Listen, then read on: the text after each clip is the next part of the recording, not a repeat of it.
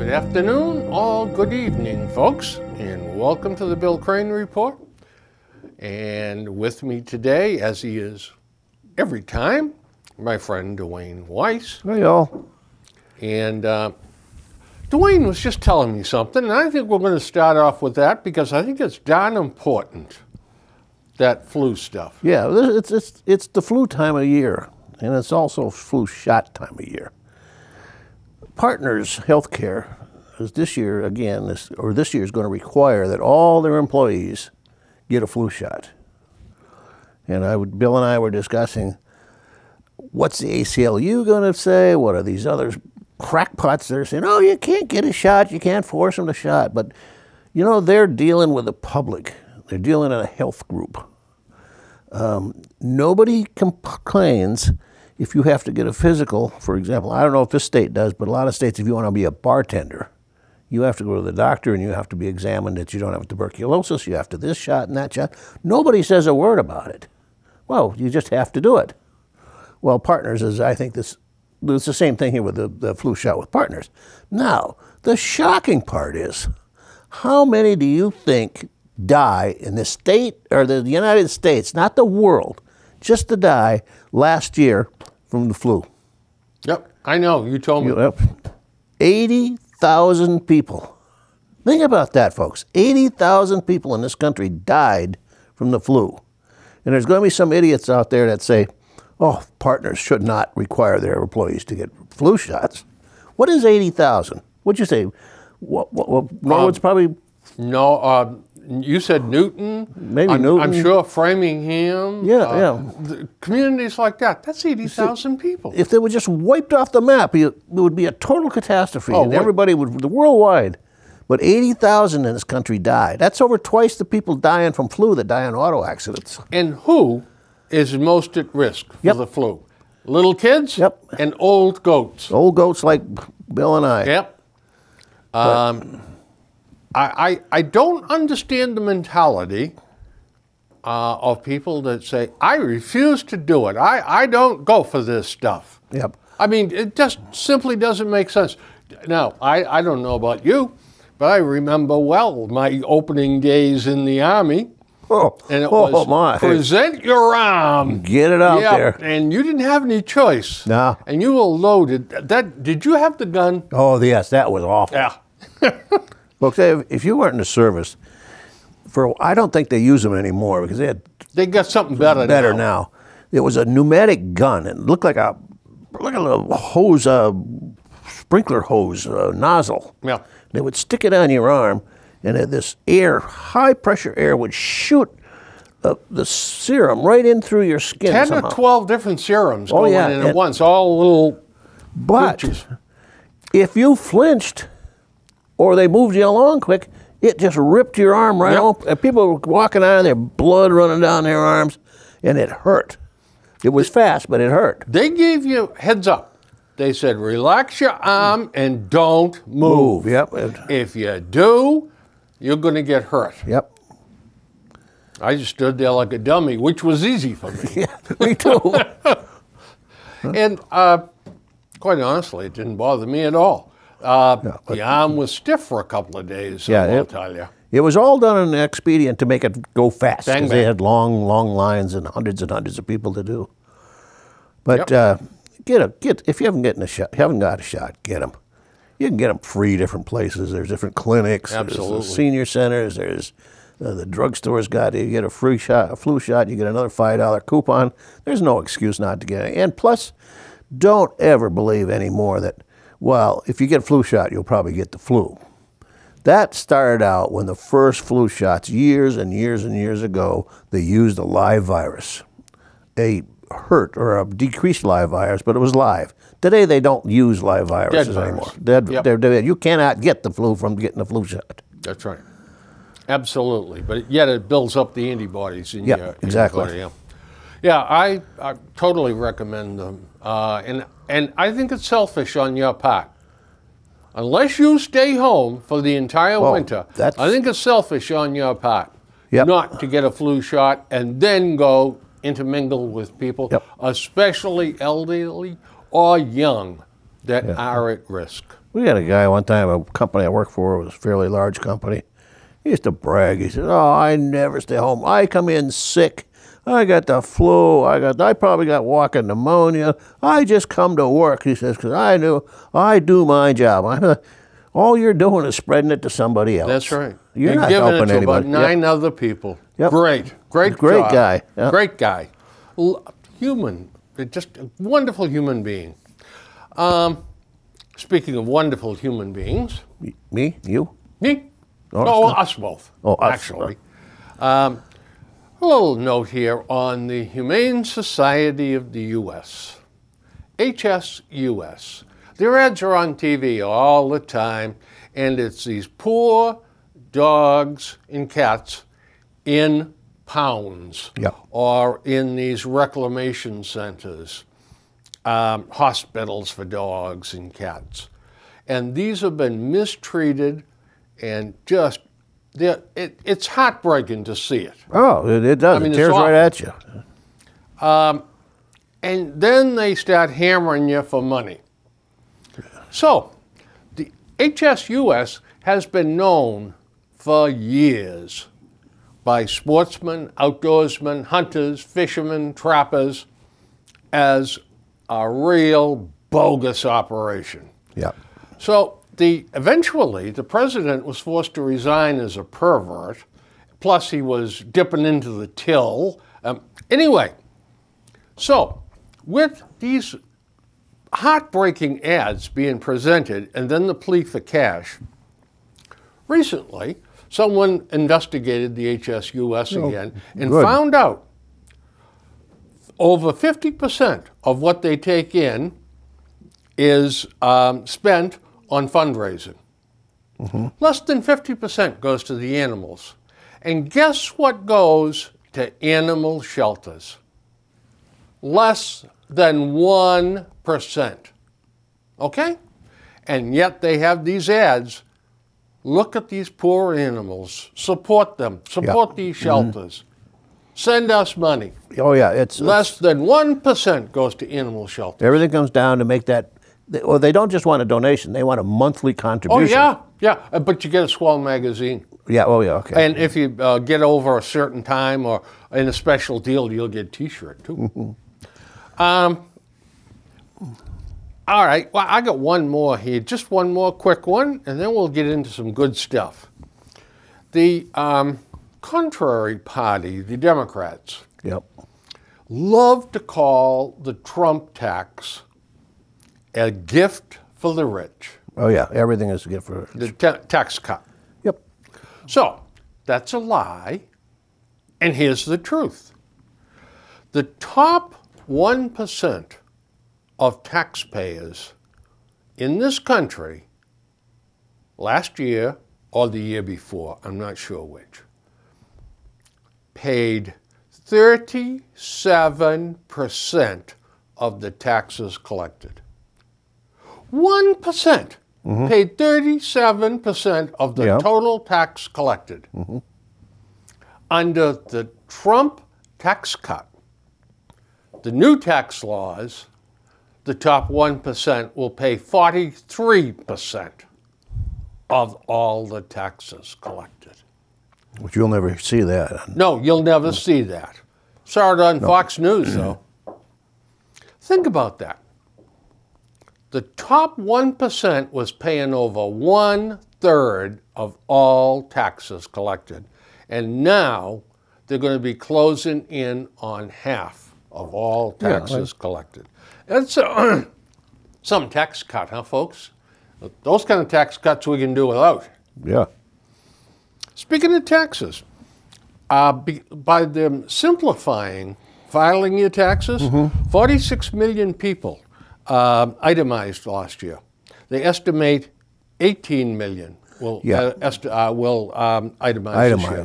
So it makes the whole tax system easier, simpler, and more cost-effective. Yeah, it's nowhere near perfect yet. No, it's not. It's a step in the right direction. A darn good step in the right direction. The tax and the tax laws and the instructions and the go to this form and that form and this line and that line drive you crazy.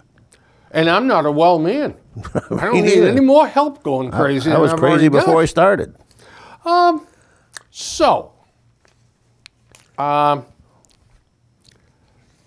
There's a column in the Globe every day.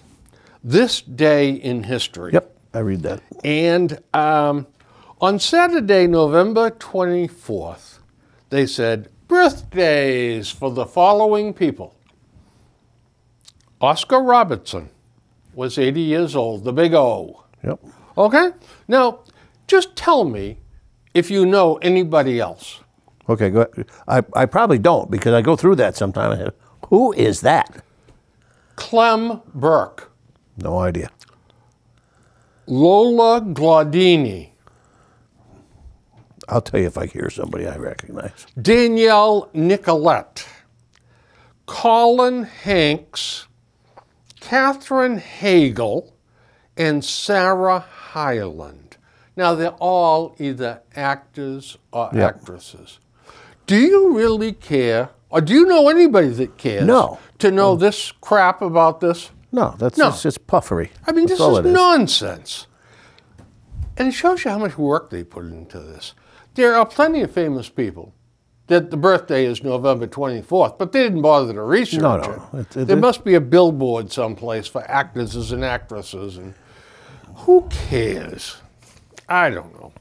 Well, I want you to tell me about this.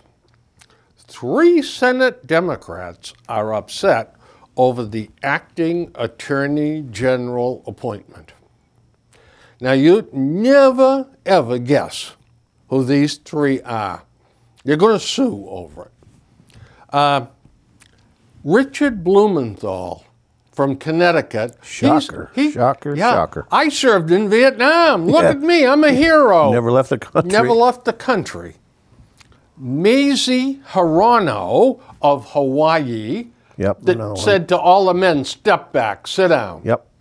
And Sheldon Whitehouse from Rhode Island, who during the question and answers with Judge Kavanaugh was the single most boring man God ever put on the earth. I don't know how he gets dressed in the morning. I wonder who dresses him. Somebody's got to. Wow, that's the cream of the crop, huh? Oh, yeah. So let's get on to some interesting stuff here and talk about the ACLU.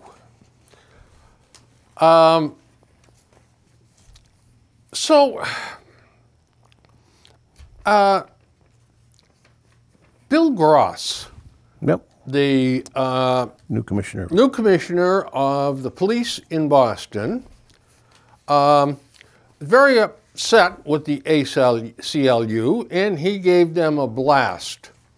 And they are upset because the police department is cooperating with ICE. Or at least they think they. That's right. So they want all the secret intelligence information Boston Police Department has on MS-13 and other gangs in Boston.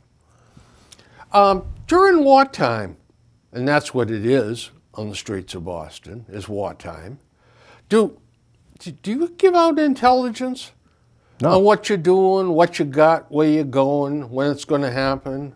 Nope. The ACLU, the American Civil Liberties Union. You would think they were appointed by God himself. Yep. And they started out with good intentions and good doing right. And then somehow they made this left-hand turn and became the enemy of the law-abiding person and the hero for the criminal. Yep. I cannot understand what in heaven's name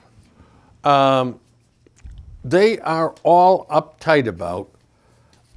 Aren't they on the side of the people? No. Don't they care about what the people are going through? Not the ACLU anymore. I don't think so. I don't think so. They have an agenda that's, I don't know where they're going, you know. Yeah. They're almost like an adversary, a voice of everything that we hold to be right. One of the new city councilors in Boston, Anissa Asabi said about Gross, he is a very no-nonsense person, not participating in the political games. He is very honest, very upfront. That is one of the things we should acknowledge and celebrate. You know? That's quite a statement coming from a city council in Yes, Boston. A brand new one. Yeah, 'cause they're kind of a bunch of Looney Tunes. They have their own issues. Oh, yeah. Yeah. And delusions of grandeur. Some of the, oh, yeah. Oh, my God. It's a stepping stone. Oh, yeah. Yeah. Do you know that they'll sit around and they'll debate for days and debate and argue stuff that has nothing to do with the city of Boston, but maybe some national issue that's going on in Washington or something in Europe? It has nothing to do with them. But they debate this and go on and on. They are really bought into the idea that Boston is the hub of the universe. Oh, yeah, absolutely. Yeah. Talk about delusions of grandeur. Wow. I tell you, Bill Gross said on Facebook, I hope I have the constitutional right to comment on my private Facebook page where you have to be invited into as friends only. Mm-hmm. How dare they? Well, right now, Mr. Gross, or Commissioner Gross, I find him to be a great change for the Boston. A breath of fresh air. That's right. Yep. I can't get over this. Who the devil do the ACLU think they are? They coerce and they threaten. Yeah. And one of those articles also said about something about a demonstration, and they recognized that there was some ACLU people in the area taking film to make sure that if a cop screwed up someplace, they were going to make sure that got publicized. Yeah. This doesn't make sense to me. No, it doesn't make any sense at all. It doesn't. It's all politics. And, you know, if that was ever Billy Evans, the previous. Yeah, oh yeah. I mean, they would be lynching him. Gross, though, is now looked upon as just another one of the boys, another one of the cops. Yep. They were celebrating the fact that he was the first black police superintendent ever appointed. And he's turning out to be a great guy. There's no baloney with him. No, there's not. He's just... And he's everything you could hope for. And they're still not happy. Yeah, he's not. He doesn't seem to be a PC puppet. You know, and then the Globe publishes letters to the editor. And this guy, Tom Galvin from North Eastham, relax the political posturing and work towards an accord. Why can't Gross sit down with the ACLU and say, you know, let's work this out. Let's be friends. Let's hug when the meeting's over and all this crap. Sing by you, come by you. Yeah.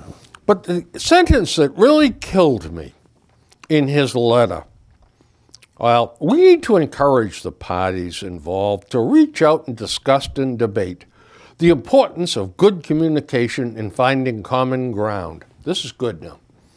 The goal should be improving the understanding of respectful roles and work for common goals. The ACLU shouldn't have to sue to get information. What? Are they some sort of government organization here on the same level as the FBI? And they certainly think they are. Boy, they sure do. Yep. You know, and again, and as a longtime supporter of the ACLU, I encourage the group to reach across the table for reasonable discussions.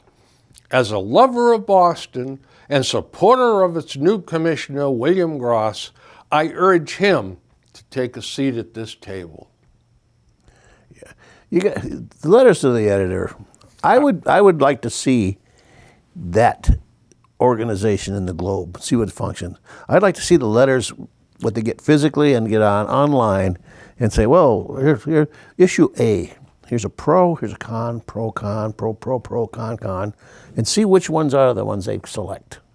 I know which one they select. Oh, because I read them every day. Well, it's their view. Yeah, that's everything right. else. If it's not their view, if there's 5 letters, you may get once in a week or so, you'll get one that's opposed to their view. Yeah, and usually it's by some knuckle dragger that's full of mistakes and everything, yeah. But you know, they did relax a little bit before the election. They cleaned up their act for a little while. Now it's back to... It's back to same old thing. Yeah. But I like the following letter. This is good. I'm not comfortable. This is Jim Mesthine from Waltham. I'm not comfortable with the police or any other government agency keeping secret lists of citizens. I understand why they want to have a list. I don't understand why it's secret. How does one get removed from the list? By proving yourself innocent of unspecified charges? Well, I'm sure the Registry of Motor Vehicles has a list they certainly of do. people. I'm sure the court system has a list of people. The parole apparatus has lists of people. There's the welfare agency. These all should be public. The sex offender list? Yeah. I mean, there's lists for everything. You're on a lot of lists. Yeah. Oh, yeah. And it's some of these people are so paranoid. They think that everything that they see that's not right agreed with their philosophy is some kind of Nazi communist plot. Especially if the guy with the list has a badge and a gun. That's right. Oh my God, be careful because they're coming for you. Yeah, I bet you Jim probably locks all the doors in his house every night. I'll bet you Jim does. And hides down cellar. Yep. You know what's kind of fun? I try to change this up here so I don't keep on so we don't yapping on the same subjects. But here's something that I really and truly love. Hot dogs are no good for you. So says doctors and now the Boston Children's Hospital. So here's another cause where the liberal left is now going to start marching in the streets protesting hot dogs. Well, no hot dogs in schools. No hot dogs here. I don't want hot dogs on menu in my restaurants. Blah, blah, blah. Well, if you don't want them in your restaurant, take them out. Just be quiet about it. Yeah. I happen to like hot dogs. I do too. There's some brands I love that you can't get here. Some that are better than others. And some of them I don't even want to know what's in them. Well, I only buy the beef hot dogs. Yeah, well, I don't buy the turkey and chicken and muskrat. If I want to eat hot dogs, I'm going to eat hot dogs. And same goes for bacon. Same thing, yeah. And if you look in that article, at some point, they do make mention that the doctor and a couple of people that are pushing this are also pushing vegetarianism and veganism. That's right. There's a lot in the background. Yeah. Why hot dogs? Well, they're made out of meat. Oh, no. Believe it or not, they are. Yeah, you know, this bunch that wants us to eat twigs and dirt. Yep. How can you trust people like that? Yeah, I mean, they're obviously insane. I don't care if you want to have a vegan lifestyle or even a vegetarian lifestyle. That's fine. Don't preach it to me. Yeah, don't tell me I can't have it. Yeah.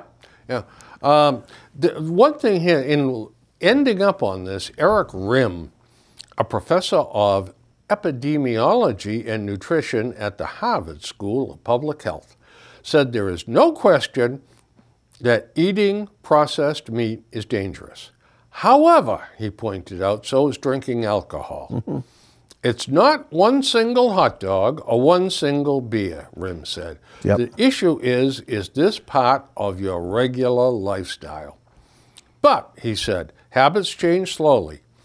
According to the lobbying group, Boston trails only Los Angeles, New York, and Philadelphia in hot dog consumption. During peak hot dog season from Memorial Day to Labor Day, Americans eat 7 billion hot dogs. Mm-hmm. Well, I eat them. I eat them. And I like them. So do I. Hot dogs and beans is one of my favorite suppers. And if you don't believe me, the next time you see the fabulous Suzanne, ask her. That's right. I had last night, and you probably don't know about this because this is an old thing from the Midwest called sauerkraut hot dog pie. I must admit, I have never heard of that Nobody one. has here. It's what it is mashed potatoes baked in a casserole, a layer of mashed potatoes, some sauerkraut laid in it, then sliced hot dogs, another layer of hot dogs, and another layer of potatoes over the top of it. Dwayne, I can't wait for Monica to get back cooking again at the senior center because I am going to beg her to have that for lunch. I have suggested that, and she said, "Are you crazy? Nobody will eat sauerkraut except you and me." And me. You'll eat it, yeah. And Susie. All right, okay. So the heck with the rest of them. That's right. I like it. And these people should be trying it. That's right. By gosh, by golly. Probably never see some of them again. If you put out sauerkraut, like outside for feed someone, no animal will touch it. I don't know what that's telling us, but well, they don't know what they're missing. That's right.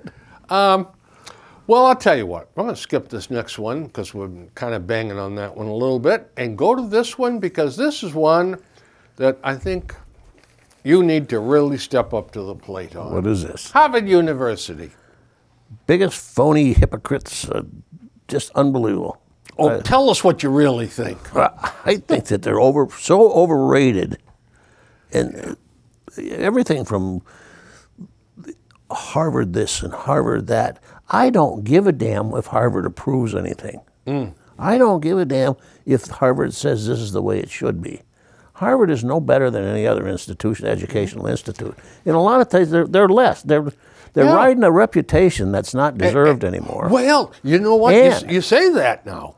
But if you get a degree from Harvard Business School, you can get any damn job in the country. It's that perception again. That's right. Perception becomes reality. That's right. In this particular case, and a lot of others too. The Wharton School in Philadelphia. This thing where they say, well, we do not racially discriminate on admissions. The hell you don't. You just don't call it racial discrimination. Anytime you decide what the percentage of the makeup of the incoming class is going to be, and one of the criteria is race, you are practicing racism. That's because that is what the liberals throw in our face all the bloody time. That's absolutely true. The old saying, good for the goose, good for the gander. Yeah. If it looks like it, if it smells like it, if it, it screams at you that it is, then chances are it is. And in this case, when they say we do take into consideration how many, I guess, not just Japanese and Chinese, but Asian Americans. Asian Americans, yeah. How many of that piece of pie is going to compromise the incoming class? And they get real nervous around 35 or 37%. Oh, yeah. So they stop it. And now, this is interesting because they have, and I don't know whether this is recent or not, unless we could get a look at their top secret documents, we don't know when they come up with this. You won't. That's locked in the biggest safe on the campus. They say, that, they score very high in the tests, but... Oh, yeah, here we go. I know where you're going with that. Mm-hmm. That made me mad when I read it. My wife said that in the morning. She said, "Why do you get so upset about that?"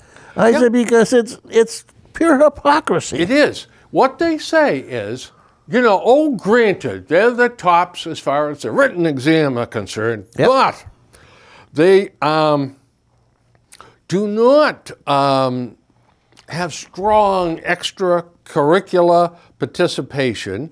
They received lower personal scores on character traits such as courage and leadership.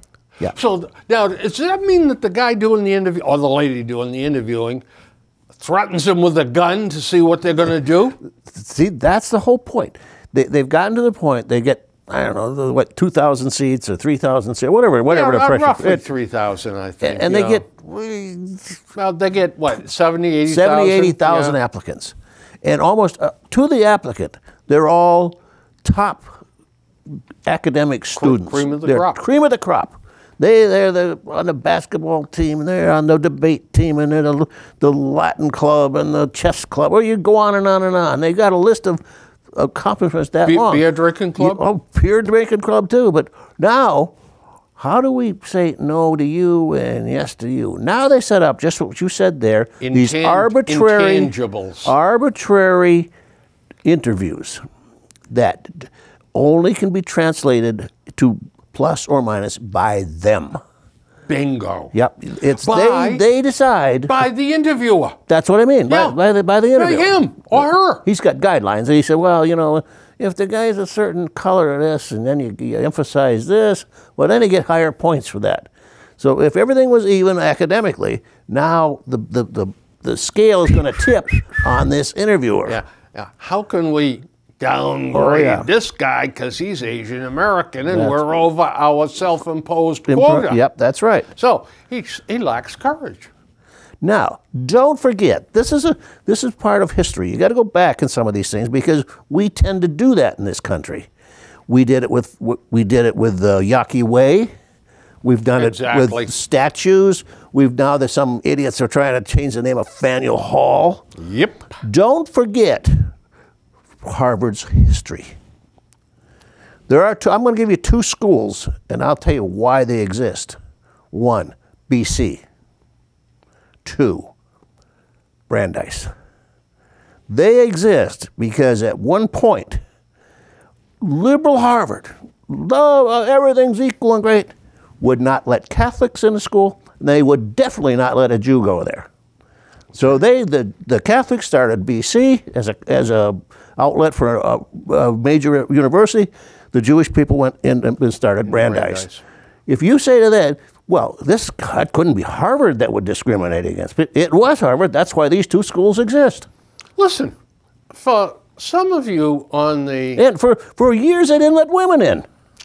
For some of you people that are on the younger side, the young love us, the show, by the way.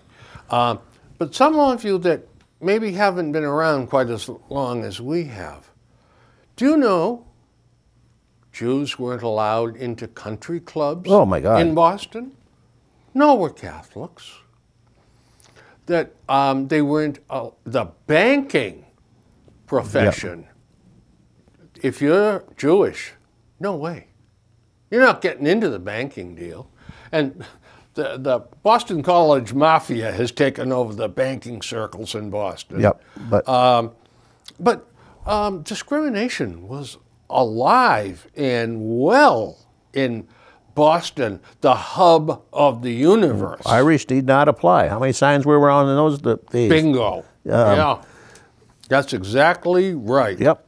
By the way, you and I were off on that one. There's 42,000 applicants. Okay, 40. Well, I knew it was a crap load of them. For 1,600 seats. Okay. Well, our ratio wasn't too far off. That's right.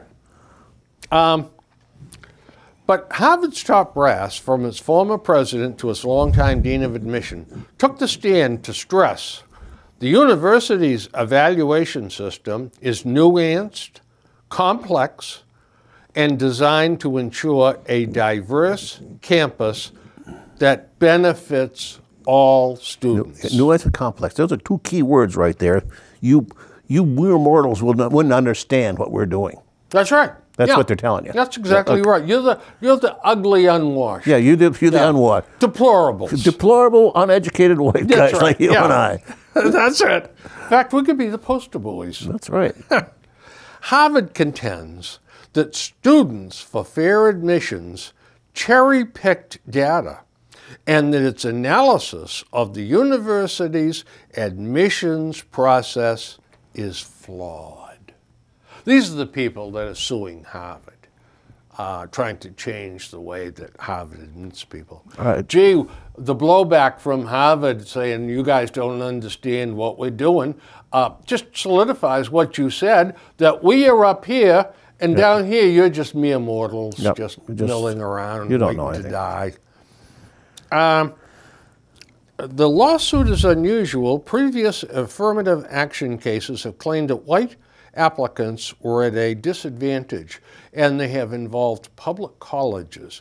Generally, private institutions have more leeway to set their missions, diversify goals, and standards for applicants. So now we have a new category called unconscious bias. Yep. Oh yeah, I got that. This is not bias that you harbor inside you and it's demonstrable. This is unconscious. You don't know the bias you have. That's right. You know, thank God these guys are a lot smarter than us that come up with these ideas and can explain them to us. I don't know where we'd be without these guys. I just don't understand how we exist. Harvard's admission officers may be stereotyping Asian American students, evaluating them as quiet, bookish, and less appealing than white, black, or Hispanic applicants, students for fair admissions alleged. Well, generally speaking, Asian Americans are quieter. And this is a wide paintbrush I got here. It's true. I mean, it's true. And they're more reserved because they've been brought up in that atmosphere. That's right. They have that family culture. Mm-hmm. Who's to say that's not desirable? That's right. They don't go out and make a spectacle of themselves, most of them. But they're saying, well, too many of them will spoil the soup. Instead, we need raucous criminal types, or blowhards, or football players, or heaven knows what else. But decent people from good backgrounds, quiet, unassuming, law-abiding. Well, I'm not sure we want them.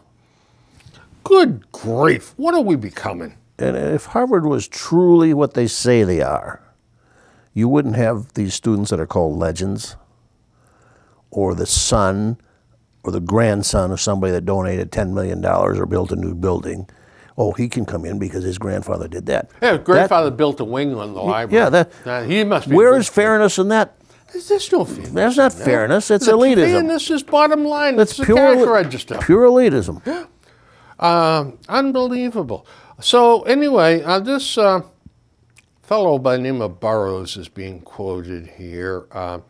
If we were back in the 1950s and if it was African American and Jews that were getting low personal scores as a group, I think we would have said, wait a second, what's going on? And this is what's going on now. Sure it is. Asian Americans are saying, wait a second, what's going on here? And Harvard is digging in their heels and fighting back for everything they're worth. I personally hope that they get their fingers slapped. More than snapped. Yeah, I hope think they get broken. And I would like to see this go to the Supreme Court and they just say you cannot use race as a bias for, or a basis for admission. Exactly. I mean, if that's the case, and if we are going to have a society where everything has to be based on participation by certain groups, okay, and you're going to get called out for not falling within the norm, the National Basketball Association and the National Football League are going to have to do some mighty quick catching up. Boy, I'll guess that they've got to cut some ranks. They got to cut some players. When 80% of the players in the NBA are black, and I think it's around 72 something like that in the NFL, they only comprise 13% of the population. That's right. And according to the people, they all said, well, it has to match what the population is. Well, then make 13% of the team 13% That's exactly black. what they want on the Boston Police Department. Yep. And much to their chagrin, they found out that was exactly what existed on the Boston Police Department. So this is not a panacea. No, it's This not. whole thing about head counts, it should be on merit.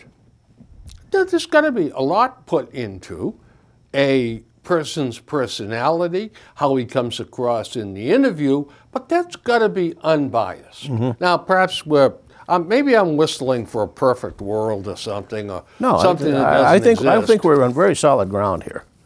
Unfortunately, we have no power whatsoever to change anything. We got a mouth. That's all. Less than any Less power. than power. Yeah. Well, all right. Now, I got Michelle Malkin, who's fairly intelligent and writes some decent columns, said, we've got to take the first step to criminal justice reform.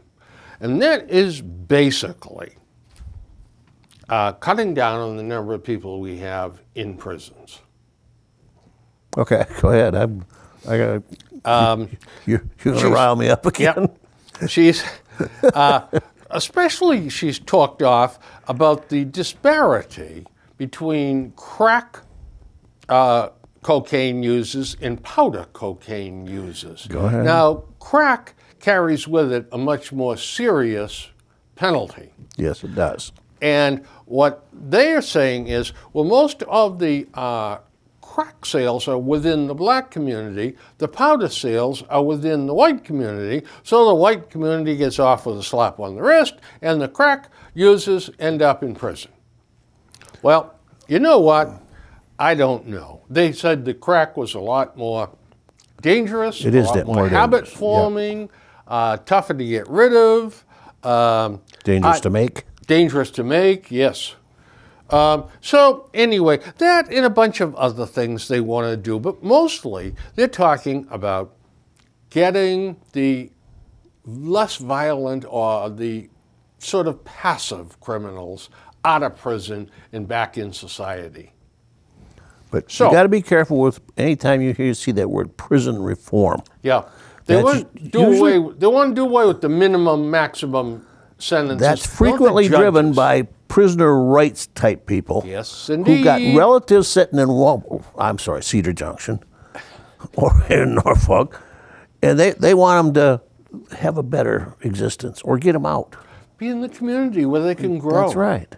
The community will support them. It takes a village to raise criminal. So anyway, she's got a bunch of facts and figures here. But but I'm going to ask you some questions. Go ahead. Man charged in killing in Missouri store. A suburban St. Louis man has been charged with killing one woman and sexually assaulting two others after herding them at gunpoint into the back room of a religious supplies shop. I saw that story. 53-year-old Thomas Bruce. What do you do with Thomas? Well, what do you want? What I'd like to do, or what society says you can do? He's being charged with 17 counts, including first-degree murder, sodomy, attempted sodomy, kidnapping, and other crimes. Are we going to let him go out into the community? No. He can never be released. All right. But do you keep him in prison for years, or do you just eliminate him? That's the. Now, there's a lot to be said for that, too. No. By keeping him in prison, you're hurting yourself to a certain point because it's very expensive. And you're tying up a lot of resources for this lowlife. Oh, there's no question about that. So, we have two men accused of dragging 18-year-old Kamoni Miller alongside their car during a robbery last week now face murder charges. So, the Kamoni Miller has a smartphone. Yep, I know. That's right. Yeah. And And lots of 18-year-olds have them. They find them in the street. Yeah, I know. So he puts an ad on, I don't know whether it was Craigslist or whatever, and two guys say, we want to buy it. So they rented a car, and they went to meet him.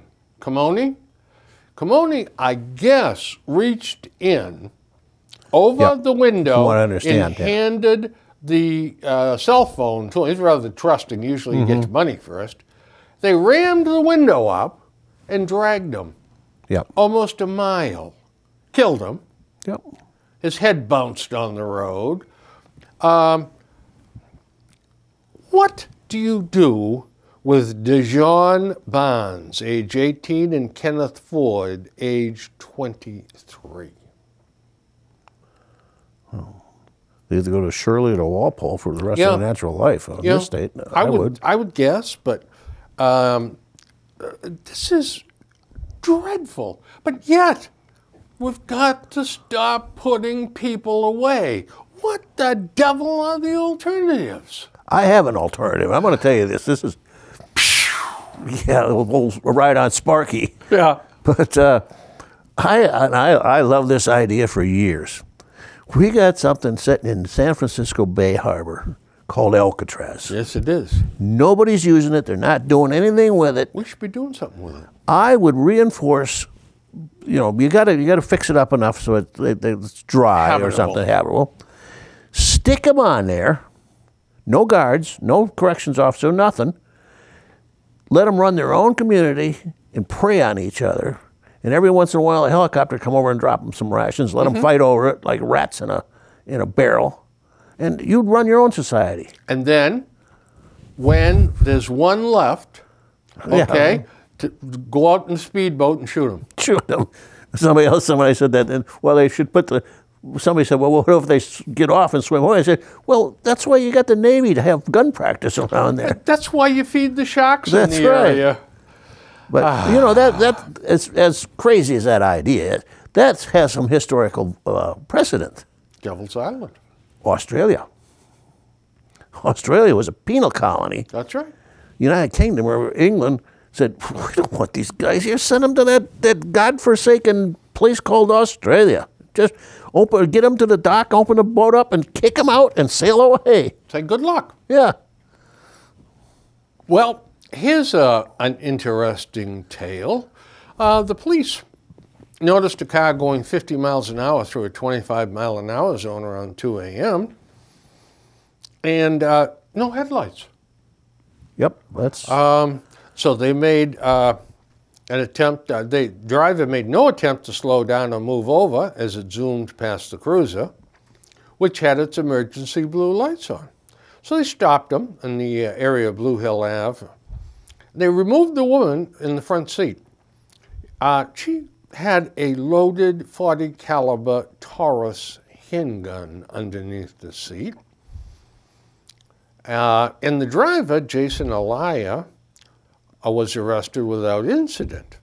The officers then recovered an open container of alcohol in the center console of the vehicle. So they are both being arraigned in Dorchester Court of charges of unlawful possession of a firearm and the other charge of drunk driving. Now, what is she doing with a loaded .40 in the car? God almighty, I don't know. I mean, it's going to go deer hunting later on? Or? They have no concept of the deadliness of like a 40 millimeter pistol. That's right. 40 caliber, rather. Yep. I mean, that thing is lethal. I mean, some of these characters will pull the trigger just as quick as look at you. You know, when you see some of that stuff on Live Cops. Oh yeah, that's they showed one there where was something, it had happened earlier in the week. Yeah, Live PD. Yeah. And they showed this guy just walking out of a place, and he had a gun in his left hand. He shot 3 people. Yeah. Bang, bang, bang. Killed them all. Yeah. It was a good shot. Well, and we have arrested two people on a warrant Sunday morning in Boston. Umari Buford, 24, Jerome Barrows, 21 of Boston. According to the statement, the officers entered a non-occupied apartment and recovered a loaded 9mm Springfield Armory USA model XD9 handgun with an obliterated serial number. Yeah, that's a good indication that somebody's up to no good. And a large capacity feeding That's device. another indication. Yeah. Buford was wanted on an outstanding warrant on charges of assault with intent to murder. Yep. Barrows had a warrant for charges of unlawful possession of a firearm and ammunition. 5. Now, 5. Okay. What do you do with these two? Well, I know what they're going to do with them. I know they're just going to say. They're going to be back out on the street. Oh, yeah. They're just catch and release. This is ridiculous. Well, like Menino said, he would take their driver's license away. Oh, wow. They never had driver's licenses. Yeah, that would stop them from driving. Nobody drives without a driver's license. On that same thing with incarceration, the thing that irritates me is where they throw out the statistics that we imprison more people per capita than anybody else in the world, practically. Yeah, I'm not sure that's true anymore, but... Well, even if it is. They always come out with these statements, but never look why. And of course we probably do. That's because we got one of the best law enforcement and detectives in the country, in the world. Absolutely. If you shoot somebody, chances are they're going to trace you down through DNA and fingerprints and everything else. You shoot somebody in Ecuador, or they're never going to find you. They're not even going to bother looking at you. They'll look for you. So of course their incarceration rate is way down. Their murder-solving rate is way down. You can't do that. You got to. Here's one more on the old hit list. A 16-year-old boy who allegedly fires shots at multiple people in Roxbury Tuesday night was arrested with a loaded gun after he led police on a brief foot chase. The Mattapan resident was charged with unlawful possession of a firearm, unlawful possession of ammunition, unlawful possession of a loaded firearm, discharging a firearm within 500 feet of a dwelling, and assault by means of a dangerous weapon. Can you tell me something?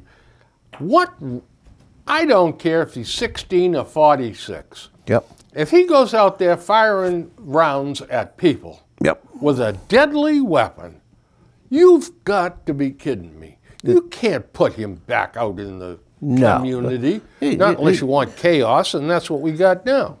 Bill, before we run out of time, just like on Live PD, these people need your help. I know it's in Vermont, but their pet peacock is missing. Good Lord. It ran away with some wild turkeys. Those damn turkeys. Did you see that on TV? No. They got a picture of it. They're trying to catch it. It's up in a tree with some turkeys. I did see a picture, And they get close to it, it flies away. And they get close to it, it gets away. I hope she doesn't come back pregnant. Oh, God. Can you... We'll support her. That's right. What would it be? A P-Turk? I don't know. Or turkey. I don't know. But please, folks, if you see this peacock, contact these people in Vermont. They're desperate for their peacock. Call the police right away. That's right. One last thing. We're running out of time, but before we run out of time, December 7th. That's right. 1941. I brought the hat in to remind us, and Bill picked up on it. That's D-Day. Not D-Day. Pearl Harbor Day. Sorry, I lost my mind there for a minute. When the Empire of Japan attacked the United States of America at Pearl Harbor. It's a day when we lost 2,543 odd people, perished in that cowardly attack, and that brought America into World War II. World War II, a lot of people don't know. World War II had started 2 years before that, in 1939, when Germany invaded Poland. That's right. Okay? And that had been going on for 2 years. And England and France declared war on Germany as a knee-jerk reaction, but did nothing. That's right. Just sat and did nothing. Once we were involved in it, Hitler made the biggest mistake of his life. He declared war on us. That's right. Because we declared war on Japan. And that allowed us to work with the Europeans above board. Well, we had Lend-Lease going. We were sneaking a lot of stuff over to England. Now we came out of the closet and started sending over all kinds of support. And it was our going into that long war that finally guaranteed that we would bring it to a halt. Yes. What can you do on the 7th? You really can't physically do anything except to stop, remember, maybe say a prayer. And when you see somebody, talk to them about it. Mention it. Do you know that today is December 7th? Yeah. Because if we don't bring this, keep this in the forefront, at some point it's going to disappear. People at December 7th don't mean anything to me. And if we continue to ignore our history, we are bound to repeat the mistakes again. Appeasement doesn't work. World War II was just a continuation of World War I. That's right. There was a slight break in between. You know, if you ask me what caused World War II, I would say World War I. Absolutely. Yep. Yep. The absolute, and was, so that's another subject for another show. Yeah, we can do this. My friends, I think it's about time to roll the curtain down on this one. I don't think we solved anything. No. But we threw some ideas out there. That's right. Maybe somebody. And maybe, just maybe, we'll find that peacock. Oh, yeah. In fact, folks, go out peacock looking. That's right. Tonight, with your flashlights. There you go. See what you can find. And tell you what, we'll see you next time. Thanks for tuning in. Take care. Good night.